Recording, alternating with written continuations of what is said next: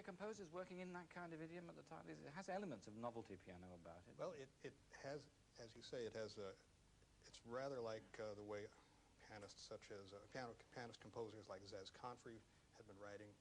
Rube Bloom was another one. A serious American composer named Eastwood Lane was very, they say, very influential. In fact, Beiderbecke played one of his pieces in a concert. We know by the program that survives.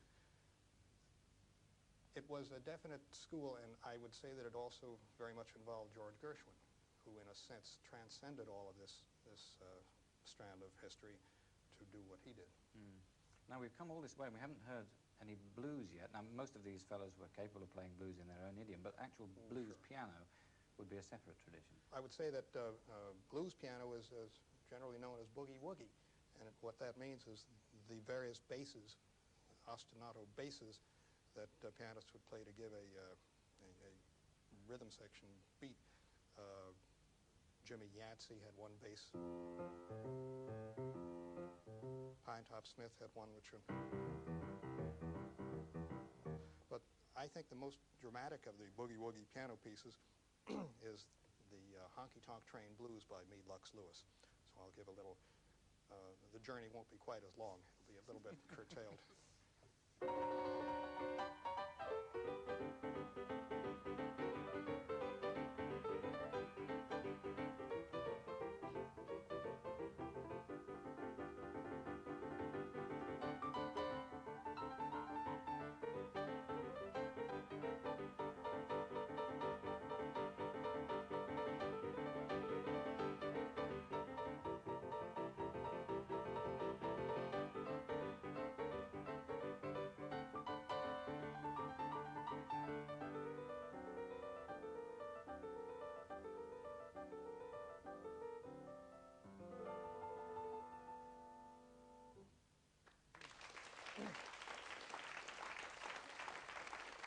Of course, in its full form, that journey would go on for miles longer than that.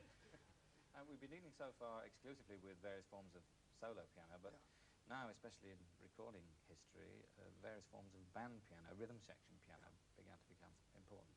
Well, the big event occurred somewhere in the early 1930s when Count Basie, who had been a very fine stride pianist, elected to play in a sort of minimalist style and let the ball be carried, so to speak, by the rest of the rhythm section.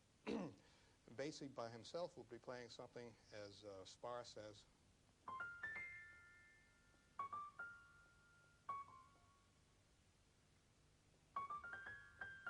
However, his bass player, Walter Page, was doing something else down here, which I can simulate.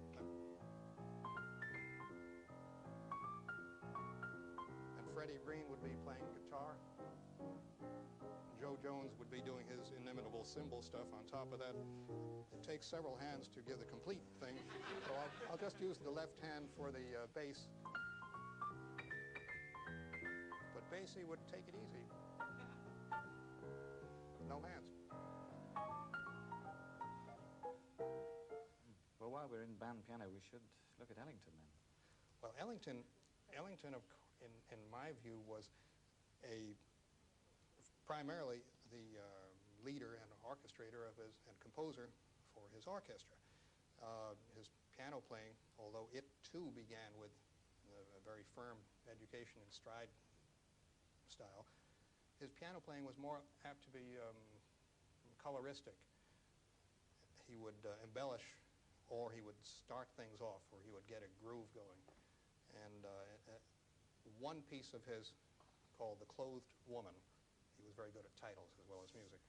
He starts with very dramatic flourishes, but then oddly enough he goes into a Willie the Lion Smith kind of figure. I'll show you what I mean. But so this shows both sides of Ellington.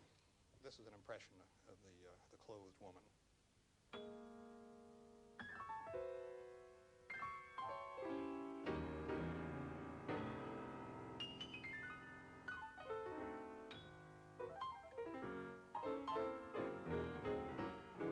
After fooling around like that for a while, however, he went...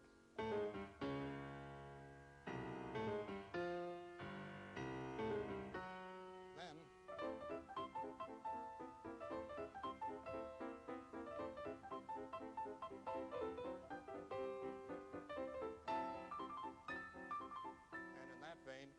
turn to something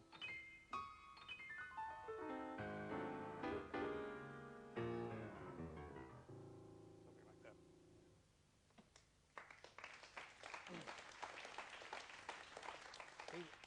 Ellington's piano style, however, was certainly influential on other pianists, even if it was not his complete interest.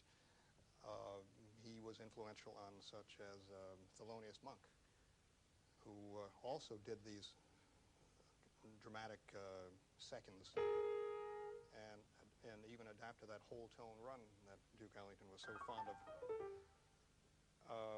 Monk is perhaps better known as a composer of some very basic standards now, but his piano playing was liable to be in this fashion. He would have the bebop open sevenths and a kind of a hard touch and something like this. This is a piece of his self-named called Blue Monk.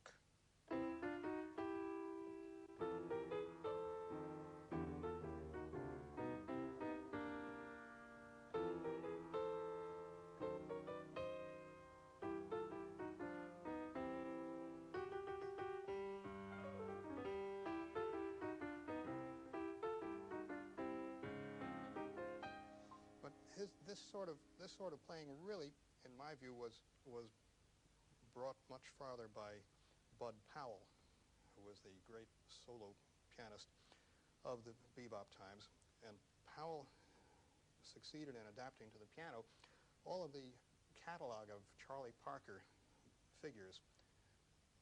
He too kept a very sparse bass, and remember that we're in the time now when rhythm sections would be accompanying the piano. The piano itself would have kind of a minimal use of the left hand, but Bud Powell had a whirlwind style in the right hand that sounded like Charlie Parker.